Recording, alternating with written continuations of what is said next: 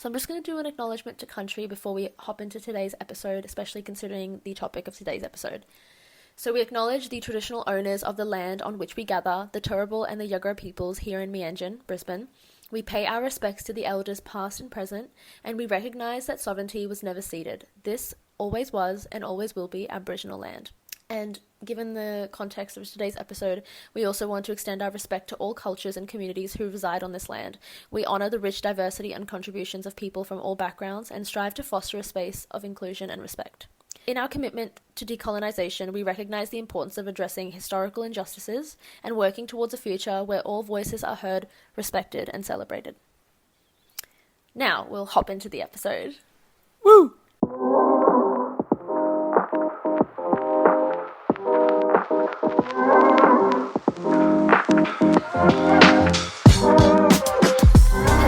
Good morning, good evening, and good welcome back to the Thinking Out Loud podcast. Woo! Welcome to the Thinking Out Loud podcast. I am your host, Tesh, and this is... George, the co-host. We are co-hosts. Oh, sorry. I am your co-host, Tesh, and... I'm your co-host, George.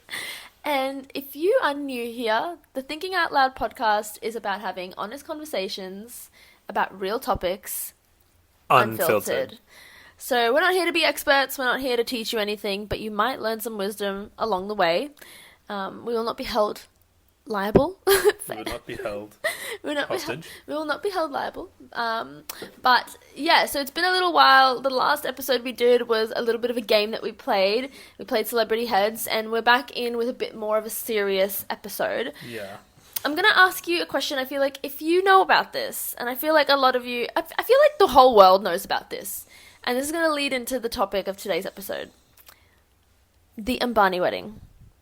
Yes, I have heard of this wedding. Have you seen the videos? Like, have you been up to date with what's going on with that? It has been hard to avoid it. Yes, I've seen a lot of it, and there's probably stuff I still haven't seen, but it is crazy. And have you seen a lot of it on your own feed, or has it been, like, through me, mostly? No, I've seen it on my own feed as well. Like, what? Even for... Like, I don't follow things where you would think that I would see it. But I have seen it. It is pervasive into everything. Yeah. It honestly is, and I think it's, like, just the best, biggest marketing sort of event that's happened so far this year. And if you don't know, which I'm sure you do, the Ambanis are a rich Indian family, and that's as far as I know about them. I think they have generational wealth leading back to, two or three generations. Yeah, there's some business. Like he started a business in, I think, oil. Probably. I genuinely don't know. Do you know what I almost said in sweets, like candy, because of the movie we watched? Oh yeah. I nearly said that, and I was like, no, that's the movie. That's the movie. Yeah. No. I feel like this is a lot more like sinister. I feel like it's in oil or like fossil fuels. Yeah, I don't know. Maybe something like that. But anyway, so this is a rich-ass family, and their youngest son has just gotten married, and their wedding cost around $300 million. And... Crazy. I don't know what the net worth of this family is, but they're billionaires, okay? And I saw this this statistic, and it was like, the average family spends around 15% of their income. Like annual income? Yeah, I think so. Yeah. 15% of their annual income on a wedding. At this $300 million wedding, they spent 0.5 of their wealth on this wedding. So it's like nothing. It was like cents to them. Yeah, that's nothing. They had Justin Bieber come and play at a pre-wedding event. They paid him $10 million to play. I'm pretty sure they had Katy Perry and Rihanna play as well. And then at the wedding, they had pretty much all of Bollywood there. Like, literally all of Bollywood was there. Yeah. And they had Kim and Khloe Kardashian. They had Kim and Khloe Kardashian at this wedding. They got paid to go. And this is the thing that blows my mind, and this is what's going to lead us into the topic of today's episode. These two women have had nothing to do with India their entire life, their entire career. Like, they've done so much traveling, right? And they have not had anything to do with India or Indian culture or South Asia in general. Yeah. In fact, I think there was like that video that resurfaced about Kim saying she hates Indian food and it's disgusting in one of her shows. Yeah. And they've now rocked up to this wedding being like, Kim and Khloe take Mumbai. We're so excited. No. Kim and Khloe take India.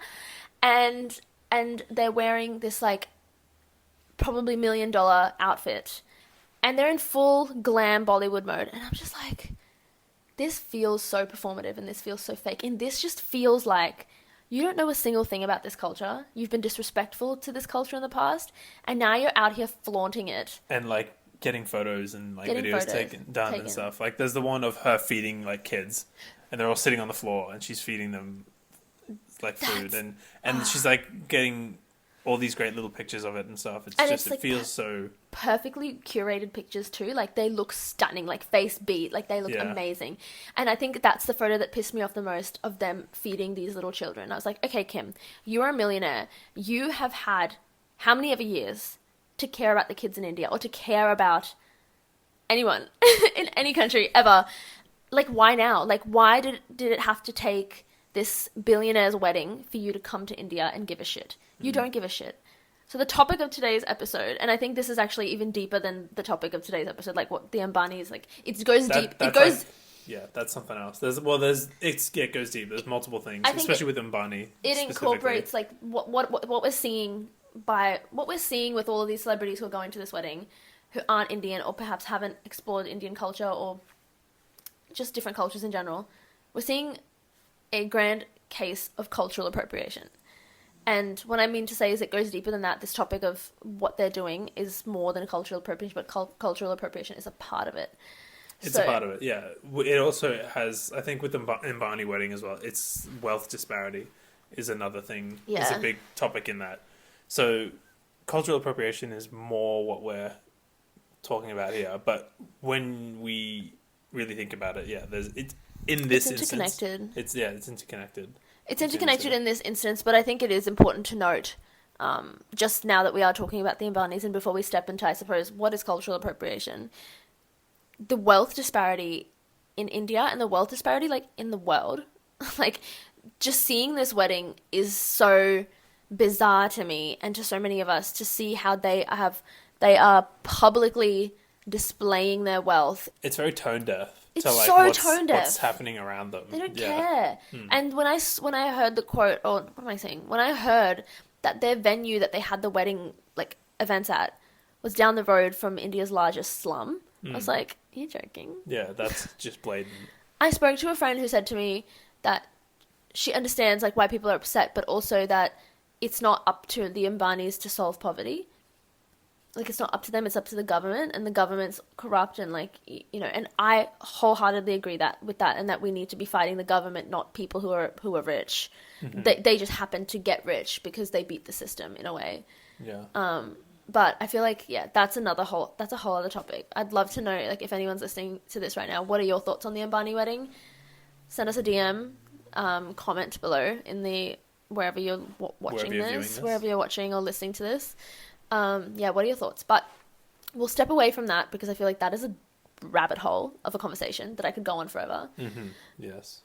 What is cultural appropriation?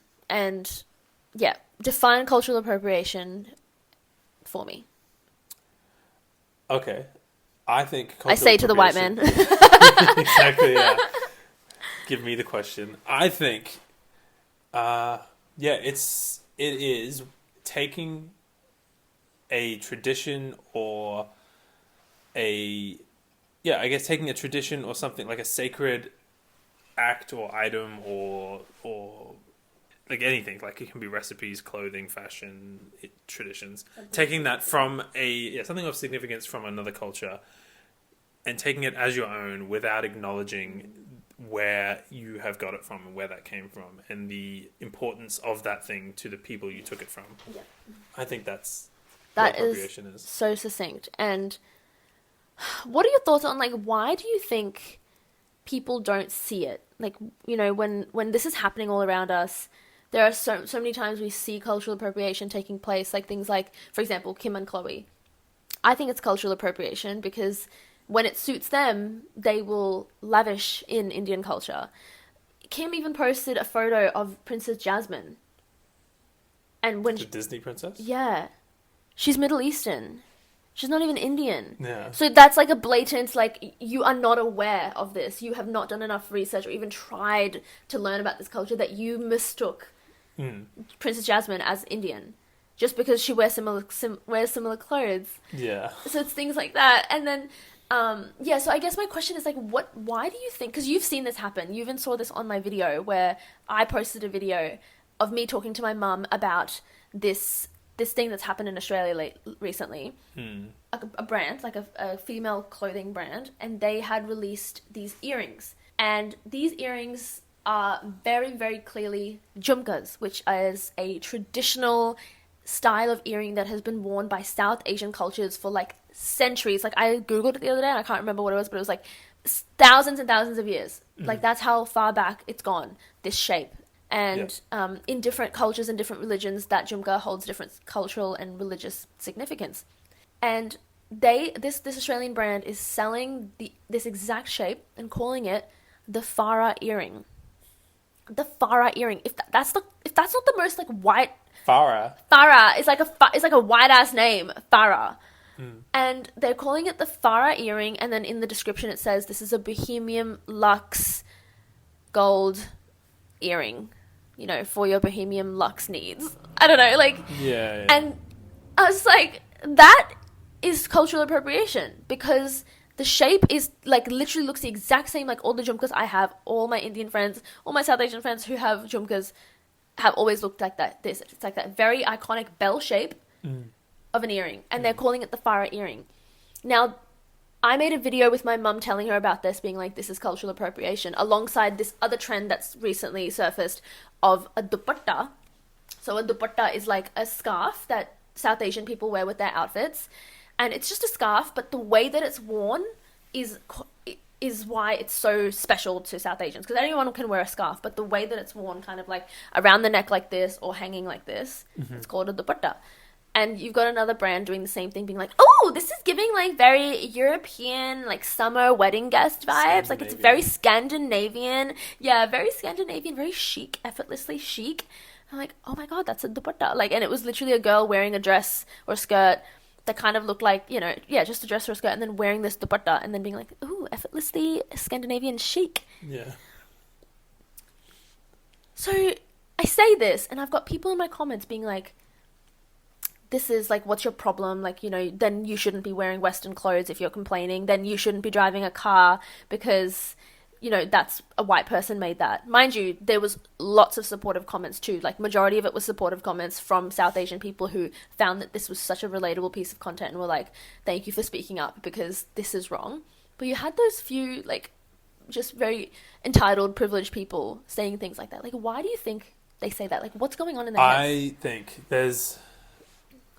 Only just now I've had this thought where there's a couple ways to look at this. You could, if you're think about people that want to wear that earring. They would ask you like, well, what should it be called if I want to wear it? What should the company call it? Whatever. That's one reason, one thing. But another thing, I think why people don't see it is if they haven't experienced it. Because you can even get people who, like Indian people, who will be like, "Oh, it's fine. Like, I don't care," because they probably have never experienced what you've experienced and what other people would have experienced is being insulted or made fun of for your culture and those things and wearing those things back a few years ago or whatever. True. And then they come out and everyone's like, "Oh my God, I love this. This is so cool. Wow." That is insulting, and that's just like even more of a wound for cultural appropriation, because you're like, well, you made fun of me for wearing this, and now you guys are all going crazy over it. But you're also going crazy over it, and it has the Indianness has been taken out of it. So true. And now you're like, oh, we love it. Well, that's first of all, you insulted me for wearing it. It's a traditional thing for me, and now you want to wear it, and it's been stripped of all its cultural like meaning and. So that's why I think people don't see it, is because if they haven't experienced it before, from your perspective, they don't see it and they think it's fine. Yeah. Or if they're not educated, so someone who just sees Farah earring and they think, well, that looks pretty, I want to wear that. Yeah. They don't. That company is at fault because they have not educated people, or they have taken the cultural meaning out of it away, and so someone just sees it and thinks, oh, that's pretty, and wants to wear it. So they don't, obviously there's not what can they do? There's nothing they don't even know. Yeah. So they I wouldn't say that they're doing any sort of cultural appropriation because they're not aware. You have to know. No, the person who wants to buy it. The person. Yeah. The company has to know. The company must know. If you're a company and you're ignorant to that, that's embarrassing. That's actually bad practice. Bad. Yeah, it's bad practice. If you like, how did you get the idea? What did you just invented that yourself? Yeah. That wouldn't get through. These things when you make products, they have to go through processes to be regulation. Yeah, to be like sent out. So people have to approve these things. And this isn't a small brand as well. Like this is a big brand too. Yeah. So like you're so right. Like you're so right. Like it would need to be regulated. Yeah. So it's like it's very evident that it was a deliberate choice to do that. People who have had these personal experiences of being degraded and insulted and treated like they're less than for these particular cultural things. Like, for example, I'll give you another example, hair oiling. Yeah. Like, girls used to be... Girls, like, I didn't, because I don't think I don't have this personal experience myself, but I have so many friends, like, close friends who have told me this. And I grew up with this friend who... She would always have her hair oiled. Not always. She would have her hair oiled at school. And people would say things like, she's smelly, or she's gross, or she's disgusting because she's got oil in her hair. And for those who don't know, hair oiling is also a very ancient practice in a lot of cultures, but I know that it is for a fact in South Asian cultures, for hair health and hair growth. And now, hair oiling has become a clean girl aesthetic. Yeah, hair oiling is a big thing on TikTok right now. It's very popular, and it's been a traditional thing. It's in lots of cultures to oil your hair. Yeah, heaps of cultures. It's really not in Western culture. And that is those are the people who are like, oh my god, like on TikTok. Yeah. These people will come up and go, oh my god, guys, this is like, look at this hack to make your hair healthy. It's so cool. I just found it, whatever, or like my friend told me about it, and like I just oil my hair. Do you know what the worst thing is? Try this viral hack. Try this viral trend. Fuck off! Like viral trend is like, so degrading it's of what it really is. Degrading because it's existed since before anything, since before the internet. I just want to make 2 points on what you were saying. So, firstly, it's so true that people who have had personal experiences of being degraded or shamed or insulted for carrying out these practices that are now being seen in such a positive and favorable light, it hits home because you're like, oh, okay, so when I did it, it wasn't okay. When I did it, it was gross. It was yucky. I have also heard so many people say things like wearing gold was always considered yucky and tacky, and now all the girls are wearing gold because it's fashionable now. And I just want to say that, like, from my personal experience, a lot of us don't have an issue with Western people using our things. It comes down to, are you acknowledging where it came from? If you acknowledge where it comes from and you're not saying viral trend, viral hack, then most of us are going to be okay with that.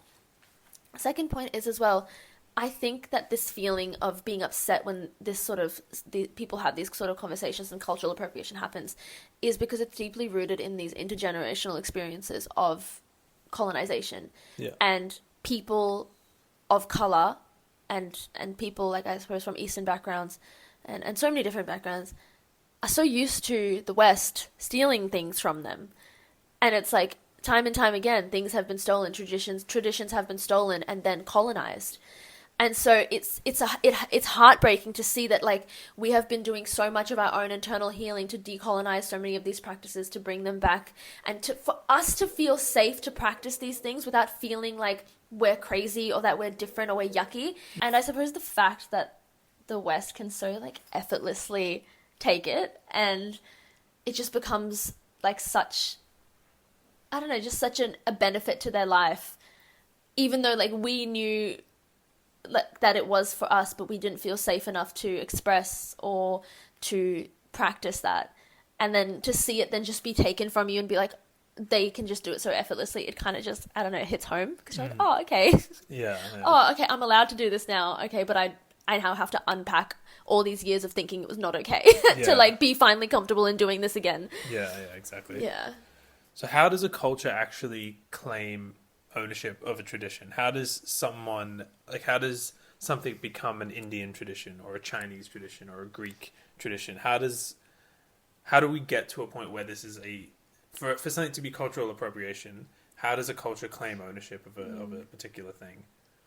Because I know, for instance, it's not really a huge thing, but there's with a traditional food, there's Greek and Turkish people that fight over all these different traditional foods, saying, "Oh no, this is Greek. No, this baklava. is Turkish." Baklava, yeah. So they say this came from us. No, it came from us. This is this, and that's a pretty small thing. It's nothing crazy. But how does something? What makes it what makes something be Indian or Chinese? Yeah, like how far back can you date to be like, oh yeah, these were the first people that ever created this. Like no one ever did it before. What makes something Indian? You've got a history behind it. Yeah. So it's been done for a long time. Keep that at your mouth. You're like playing around with the mic. Sorry. So what makes something traditionally Indian? Yeah. I think it's a mix of how long you've been doing something for, so that becomes a tradition. But time isn't the only important thing. I think it's also the meaning that you place behind it, and also how it's interlaced and intertwined with other things that you do as a culture, or as a people. So if you've got Diwali festivals, that's a very traditional Indian tradition thing to do. Yeah. And so that is tied in with all these other different types of foods that people do, the music that they listen to. That is all like very authentically Indian. Yeah. Why can't, if you think about someone coming and trying to just take that and say, this is our culture now, why couldn't someone do that? I think it's just so heavily embedded. Like it's so it's interconnected. Like something like Diwali or Eid or is like trying to take Christmas from, it's the same thing as Christmas, right? It's like something that's not just a food, like you mentioned. Like Diwali is a tradition that encompasses food, clothing, music, all of these different things. And so because it's like, I don't know, like I just feel like because it's so heavily interconnected, it's not just, someone can't just come and be like, I'm taking this entire tradition. It's so many layers to unpack and to steal. So I don't think we don't necessarily see cultural appropriation taking place, or like colonization, I suppose, taking place in that way. I feel like it's powerful because it's like there's so many elements to it. There's so many things, but they will take a laddu. Someone might take the laddu. We will take a laddu. They'll be like, okay, we can't take whole Diwali, but we'll take a laddu. And they're like, okay, like this laddu is mine now. Or like they'll start making laddus and calling them protein balls. Or calling them like what are you? I think that's why something that is a culture has all these foundations on it. So food is like a foundation. And it's a foundation or a pillar, and a specific part of that is a recipe within that. Yeah. So what we're discovering now is people can take those little recipes, those like little tiny crumbs of a pillar of a foundation, but it doesn't hold any, like, I guess I know that cultural what you're trying happens, to say. It's like I don't know if I'm not explaining myself right, and it comes across. I feel like I understand. Okay. Do you want me to explain and see if I'm right? See if you're understanding what I'm trying to say. You're trying to say it on the flip side, like kind of a positive point, right? As in, like, yeah, it's cultural appropriation, but because it's so interconnected, they might be able to take the thing, but they can't take the essence of it. Yeah. They can try as hard as they want to take the dupatta, take the farah earring, take the jhumka, make it a farah earring, to take all of these things. But it's hollow. It's hollow. They will never be able to capture the essence of it. And yeah, that's a positive way to look at it, in a way. Yeah, I think that's also just coming back to what... No, that's kind of where I ended up going. But I think what I was trying to say is what makes something Indian, or what makes something Greek, or whatever. Yeah. It's that it's rolled up in all of these... Okay, yeah. All of these other traditions. Elements, so this is what makes some... It's like you've got your whole culture, and it's made up of all these different facets. And so that's what makes something Indian. So what makes a jhumka Indian? Well, it's what it's tied to and connected to. Yeah. So when someone takes it out of that, they take it out of the context. They take it out of context, and they don't. It's. I'm trying to make it not sound like I'm making an excuse for like someone saying, "Oh, I can just take this," because it's like I'm not. I understand what you're saying. I feel like you're just trying to. Your point is a bit of a side point around that. Yes, people can steal. You're not. I know what you're trying to say. You don't want. I don't want them to steal. You don't want people to steal, and you don't want people, you're not trying to tell people who have been stolen from to, hey, think about this positively. They might steal your thing, but they can't steal your essence. Like, but that's kind of what you're saying, that in a way they can't do that. And then also you're saying it's not the thing itself that makes it Indian or makes it Chinese or makes it Greek or makes it Turkish. It's the entire, like, the layers and the layers of the tradition and the context beyond the history around it and how it was made, and everything has a story. So then my question would be then, okay, well then if the Greeks and the Turkish are fighting over baklava, then is that sort of a petty thing to do on their behalf? Because then it's kind of like, well, there's Greek baklava, which is then which is traditionally enjoyed in a specific tradition that's unique to Greeks, and then Turkish people have their baklava that's specific to their culture. And isn't there a similar dish in the Middle East? Yeah. I'm pretty sure, like, the three regions like fight over this. Yeah, because Persia. But then, I think in history, for this specific point, I think it's Persian. It's Persian, yeah. And then it went to, because Persia took over Turkey, and then they were also in Greece. And then does this then become an argument, like a petty argument of ownership? Like, at what point does it become to the point where you're like, okay, stop this? I think for me, like, being South Asian myself, I can only speak to my own personal experiences, and I'm not going to speak to, like, other experiences, because only, they can speak to their experiences. But for me, it's like, if there's something that's traditionally Indian and a Pakistani person steals it, or like, well, okay, for me, for example, if something's traditionally Pakistani, I'm Pakistani, and an Indian person steals it, I just feel like I wouldn't be mad, because I'm like, we're all the same, like, we're all, for me, that's because you have you have an understanding or an expectation, at least, that you would think that they know what they're doing, and they understand what like they're taking. It's like the blatant, like, so it's the whites, bro. It's the whites. It's like, honestly, the whites who, like, not you. It's the whites who come and, like, take it, and then they're like, what? Yeah? Do you know? Do you know what? It's kind of like maybe it isn't, but it feels very like it's more capitalism. It's the fact that we can just capitalize off people's culture. Yeah. We just take this, like, here's a very well established, like, beautiful thing. Let's take this and sell it and just make some money. Like, let's take these gold earrings and let's sell these, because they don't give a fuck about why they're important or the cultural significance behind these things. They're just like, let's sell these because they're pretty, and we'll market them so people like them. And what's popular, which gets that's offensive, is that they're calling them Scandinavian. Why? I don't know. Like, why can't you take it and still call it that? You're still going to make money. Is it because, why? Is there another reason? Is there a stigma around South Asian cultures that people wouldn't buy it, but they would buy Scandinavian? Why did they rename it? True. Is it because people can't pronounce Jumka? Yeah. Maybe. I don't know. Like, I'd be so curious to be on that end of, like, that in that meeting. In that meeting, to be like, let's release this product, and to be at the end of that conversation. Yeah. Like, I genuinely think people are ignorant, though. I think it has to come from ignorance, because there's no way. I don't know. I just don't feel like anyone could be that manipulative. No. Yeah, it seems weird to question it now, as in, like, why would you change the name? What's the benefit? Why not keep it? Why not call it what it is? Is it because people don't want to wear something that maybe if they made it, like, called it a cultural thing, people wouldn't buy it because they don't want to culturally appropriate something. So if I'm a customer, I don't want to buy something that's called, like, traditional Indian. And they're like, oh shit, like, I can't wear that. Oh no, this brand is doing this. I think that might be why. To be honest, if I was a businessman, I would say call it a fire earring, so that so people buy it. And like, fair enough, good on you. But I think the best thing would be to just not sell it. But it's pretty, so people don't want to make money. Yeah. Anyway, capitalism. So I guess the next thing is, like, I suppose, like, what that leads into is how we were talking about Greek, Turkish baklava fight. Can a culture, like, really take ownership of something, like, fully? Can you claim it and hold it as your own and say, this is ours? Yeah, this is ours, and no one else is anyone who comes in our way will fight. Like, can you really do that? I think you shouldn't, but with a caveat that you can claim it, but you can't gatekeep it.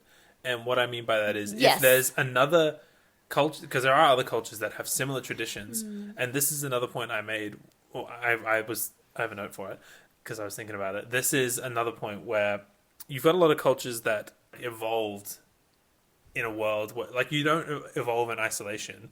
It's not like Indian people never met anyone from any other culture. I was gonna say, So, yeah, I met someone yesterday who's like Goan Portuguese. what? Like Goa, she's from Goa, and Portuguese, because Portuguese people like invaded Goa. Oh, yeah. And like there's a crossover between like Sri Lanka and Portuguese as well. So it's like obviously, like you're saying, like there's always going to be this overlap. Yeah. Like all If live you- in the world. Yeah, if you look at history, people went everywhere. People went from country to country. Sometimes they invaded and conquered. Sometimes they just traveled. Sometimes they traded. And when they trade, they don't just trade money. Things. They trade culture, and they trade people, and they trade. And they have kids. Yeah, like, and they have kids, mixed, and they mix, and then they form new or different variants of traditions. Amazing. So, Kind of.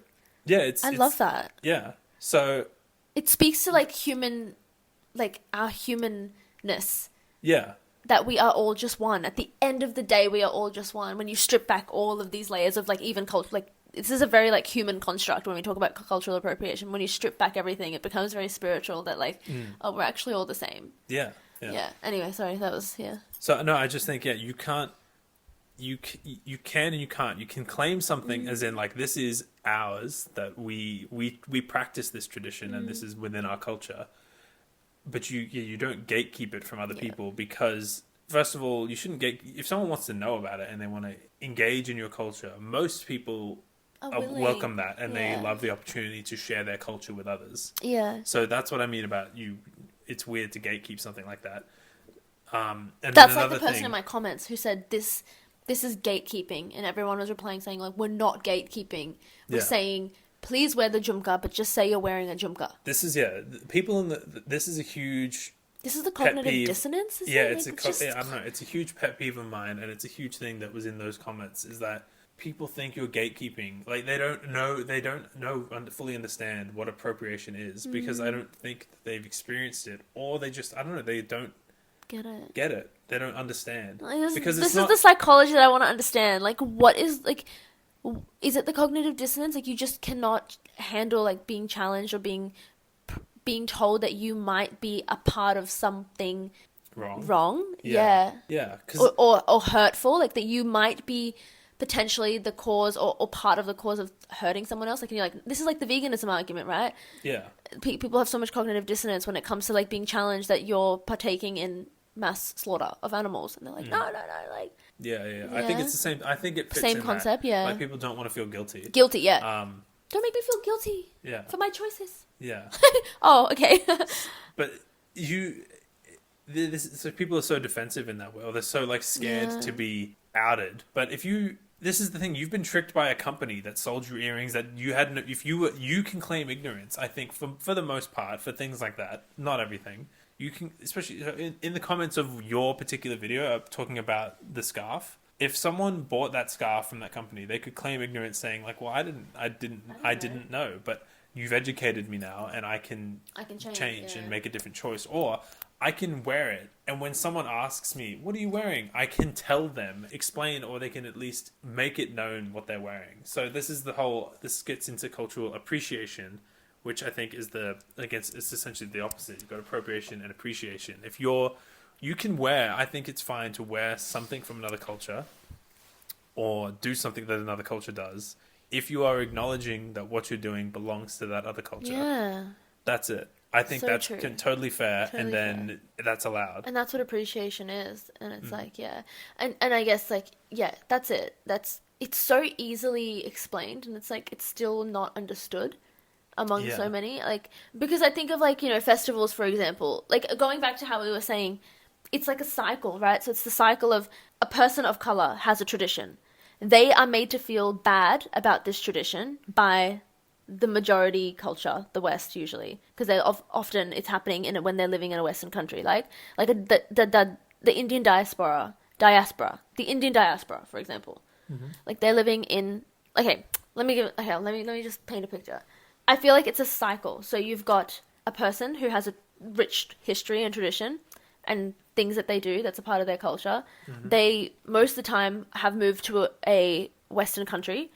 They carry out these practices and are shamed, ridiculed, insulted for it. They then learn this sort of this internal belief that it's not okay to do these things. It's a bad thing. I won't be accepted. I won't be loved. I'll be bullied if I do these things. Mm-hmm. They then carry out that belief and that internalized racism throughout their life because of what other people have said to them. Yeah. So they develop this internalized racism. They believe what other people are saying about them to be true because they're the minority. And then one day they see the people who put them down for the very thing doing that very thing. And so it's like this surge of betrayal and this feeling of like, just this, I feel like it would be so shattering for yourself and your self-worth being like, I'm so confused right now. Like I have completely like shut this part of me down. I have like thrown it and like dug it in the ground. I have like smashed it. Like I have dug this part of me in the ground. I have buried it. And now it's coming back and am I meant to be just okay with this? Yeah, you would feel it's a huge betrayal. You Huge would betrayal. feel ultimately betrayed by everyone that you. It's almost like So what's it's that movie rude- where the it's- guy is living a fake life in the big dome? Yeah, Jerry. His name's Jim Jim Carrey. Yeah. What's the movie called? The Truman Show. Yeah, the Truman Show. His whole life's a lie. His whole in a life's way. a lie, and it's like if people keep telling you that like something like negative about your culture or about yourself or whatever, and then next minute, like years down the track, everyone's like loving that. You're like, what? Part of you. You're like, what happened? Let's go back to that part of that cycle. So you're born here, you do this thing, you realize it's not okay to do because people are degrading you, insulting you, making fun of you. Where does that come from? Why are they doing that? That comes from colonization. That has to come from this colonial mindset of white is superior or these people are inferior. And that's what they believe. That's what the people who are the oppressors believe that. Because otherwise, you know what I mean? Like, why do they... why is that happening? So. Why are they ridiculing you for being different? Because in their mind, they believe that you're different, you're not good. I don't know. I think... I mean, you could be right. I don't know. I don't know if it's quite as sinister. I think it's more someone is different. So that's it. This person, especially if you're a child, kids are like, this kid is different. Like, make fun of him. Like, he's bringing... Like, these a bunch of kids... That are at school and they're all eating sandwiches and this kid's eating like rice and like in his lunch. They're like, what the fuck, why are you eating that? And they'll make fun of him for being different. For being different than they are. Yeah. Which is human nature as well. Yeah, humans. Is it? Well, it's not human nature. Learned. I don't know if it's human nature to be mean to someone. I don't think so. But it is human nature to seek out groups of people that are the same as you. Yeah. And you seek you basically look for patterns and stick in groups that are similar to you. But then to out someone that is different to you is, I think, more learned behavior. And also there's certain cultures I feel, especially, well, at least in Australia, that get picked on more than others. Asians and Indians. Well, Indians get picked, at least when we were growing up, I feel like Indians got picked on the most. They got made fun of the most. I actually think to this day, South Asian people are one of the most ridiculed group of people. Like, the way that we've been represented in the media has always been negative, has always been stereotyped and, like, rooted in stigmas. Yeah. And, like, we've never been seen in a positive light. Like, brown women have never been seen as beautiful or thought to be beautiful. And, like, more than anything, I feel like you see, like, the fetishization of exotic people. It doesn't happen for Indian women. Like, Indian people have just... I'm sorry, I keep generalizing to Indian. South Asians... And I feel like this is relevant to so many other cultures too, but I'm just going to speak on, like, my own and speak on my behalf of this. It's just hated, like, just straight up hated. So, like, I know what you mean, and you're right. It's not that sinister that, like, they're not saying that. But I do want to make a point that South Asian people, we have internalized so much racism that... subconsciously, a lot of us believe that white is superior because that's the messaging that we've been given from the world around us. That, hey, if you want to get ahead in the world, if you want to be successful, if you want to be liked, you have to assimilate to the Western lifestyle. Because white equals superior and you equals inferior. Yeah. And I would love to, like, dive into that more. Maybe we could talk about that on another episode because I feel like that's a whole other topic about just... I don't know what you would call it, just like the concept of like how we internalize these beliefs that, you know, that have kind of taken place through colonization. That one definitely would be specific to colonization. That would be colonization for sure. That would be interesting to actually do a little bit more research on and have some sort of historical and psychological things context, to discuss with that. Yeah. But that, I think what that does is bring context and understanding to people's outrage when they experience cultural appropriation, especially South Asians. Yeah. And make it, yeah, and I say, yeah, like you said, like bring that context so it doesn't just seem like Doesn't seem like you're just being salty. for no reason. Yeah. There's all this other stuff underpinning why people are so angry about the intergenerational trauma. I feel like intergenerational cycles of just like not feeling enough. Yeah, and like we're 2024, and I think it's only now that we're being represented a little bit more positively in the media. And to be honest, I have my own suspicions about why that's happening.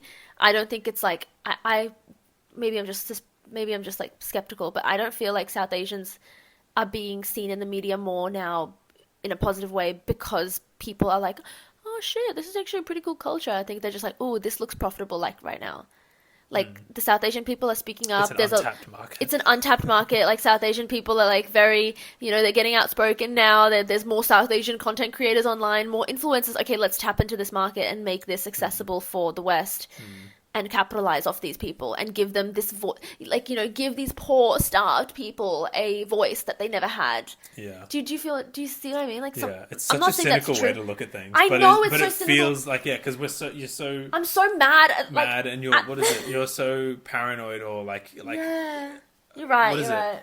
It's it's cynical, but what am I can't think of the word. What do you call me all the time when I don't believe Pessimistic. No, not pessimistic. Skeptical. Skeptical, yeah. It's very skeptical of like their intentions. I'm just skeptical of of the intentions of the media, of the government, of like this like. They're not doing it for some form of altruism. They're it's not. They're not like, let's bring this culture to the rest of the world. This culture's so amazing.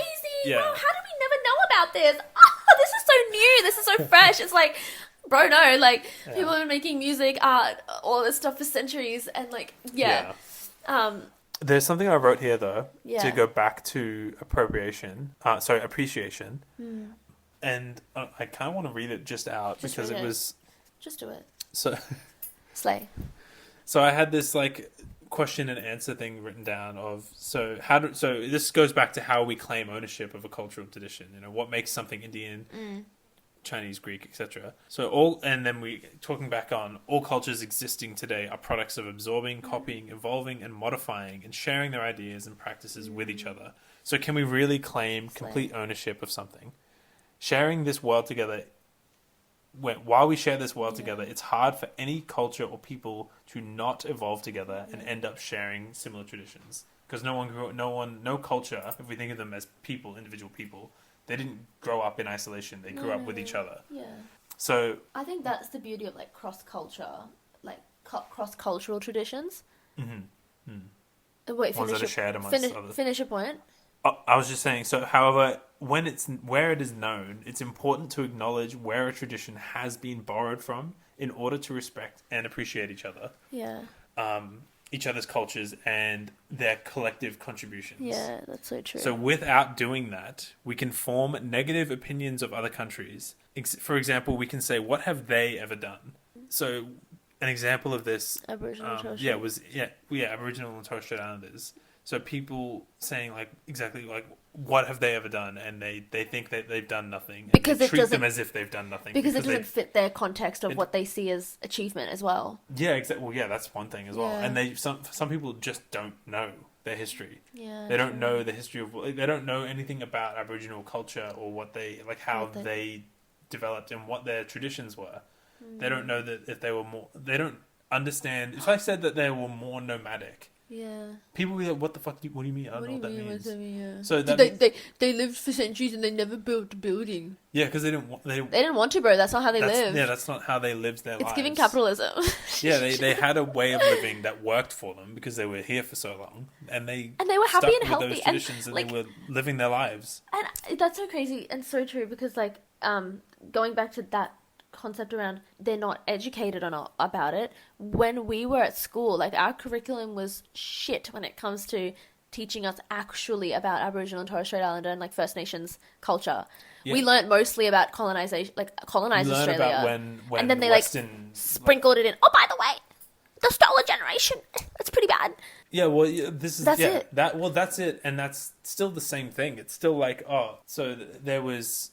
I don't even think we knew how long Aboriginals had been in Australia. I think they just kind of said... I don't remember a number. I learnt that number later. I remember... them just saying a long time. Captain Cook landed in Botany Bay. Yeah. And then and then that's where Australia that's starts. where our like education on the topic starts. Yeah, They literally. didn't talk about what Aboriginals were doing no. before anyone No, arrived, no. and what we didn't have like.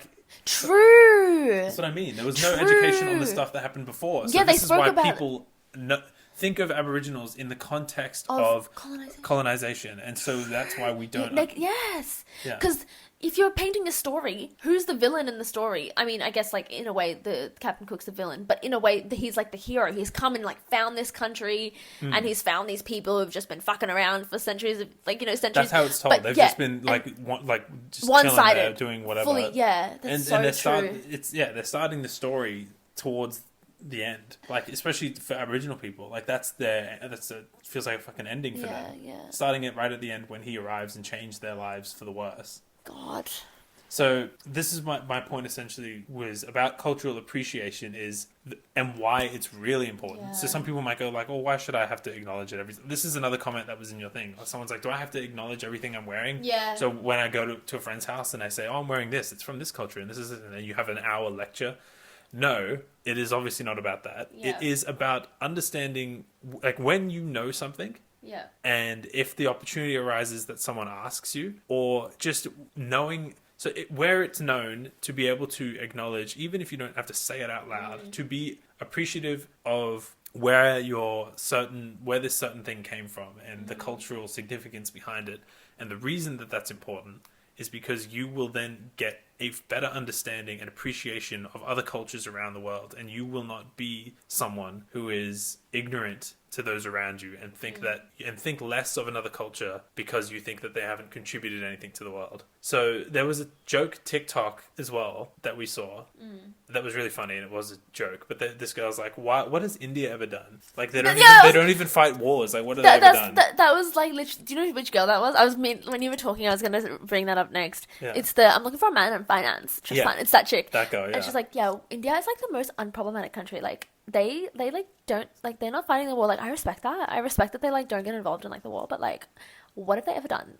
Yeah. They are such an irrelevant country. I'm like, oh, that's what she said. Yeah. like, what the fuck? So obviously that was a joke and it's really funny, but that's kind of the type of person you would be if you don't learn to appreciate the cultural, literally the cultural, I guess, impact and contributions that other people have had in your world and daily life. Literally. If you're not aware of them, then you're going to be ignorant to those things. When you are aware of them, you should take the time to appreciate them, because you'll be someone who's like, oh, what have they ever done? And then you maybe not consciously, but you'll subconsciously you'll have less of an appreciation and maybe less respect and treat those people differently because you will think that they've not done anything for the world. Yeah. It's it's so based in like the psychology too, around like when you receive information and how it's sort of portrayed to then how you develop your opinions on something. Yeah. And it's because like if I'm honest, like when I think back to high school, I didn't like learning about First Nations. I didn't like learning about it. I was like, this is so boring, this is so lame, because of the way it was taught to us, and I was so ignorant, I had no idea. And then once I started working with First Nations people, and I realized like the effects of this, and then like applying it to my own experiences, being like, oh, I'm also like an immigrant here. I don't belong here, and I'm so grateful to have the opportunity here. But then I have like my own lived experiences of having experienced colonization the same way that the people here have, except they're living on their land, and they're being treated as if it's not their land, like not their land anymore, which is just crazy. Yeah, I really like the last point you made, George, as well, just like, and how we kind of delved into that around, I suppose, the difference between, it's just so deeply, it's so complex. It's not simple. It's not a black and white conversation. So I think we could be here talking about it forever, but we should probably stop. But yeah, I think it's a really interesting conversation to have, and there's so many layers to it when it comes to cultural appropriation, and then also cultural appreciation, and also the fact that we as human beings, when we strip back all the layers, the language, the culture, the skin color, we're just spirits, and we're just beings, and we're all here, and we're the same as each other. Yeah. And so, yeah, I think if we kind of move through life with that respect and equal respect for all people, regardless of where they're from, or what they look like, or what language they speak, or what they believe in, and accept them as their true selves, we will just naturally and organically have that respect for each other without it being a thing that you have to try to do. It just naturally will just happen because you will like carry yourself through life with this fundamental belief that everyone is worthy of the same. At a base respect. level, we're all the same. Yeah. So you can, we've got all these additives like culture and where you're from and everything like that. But we're all still human. That is the one thing we have in common, and that's the one thing that's uniting all of us. Yeah, exactly. And if you go through life with that basis, I think you can, people will treat each other better and equally. Yeah. And with kindness and grace. We can hope. Damn, that was a heavy one. That was a good one. I feel like that's a topic that we talk about so much just in general. We have these conversations all the time. And yeah, like I said, it's very complex. So it's definitely something that we can delve into in the future. But thank you so much for being here and for listening to this episode. I hope you enjoyed. And we will... I hope you enjoyed. We may see you again soon. Anyway, that was a heavy one, but we will see you at the next one. See ya. Be sure to follow us on Spotify. This is where we upload all of our podcasts at this time. And we are also under construction with our Instagram and our YouTube video. YouTube channel. So stay tuned with that too. And yeah. Thanks for tuning in. Thanks for tuning into the Thinking Out Loud podcast. We are your hosts, Tesh and George. And I hope you have a beautiful night. Take care. Now, for those watching at home...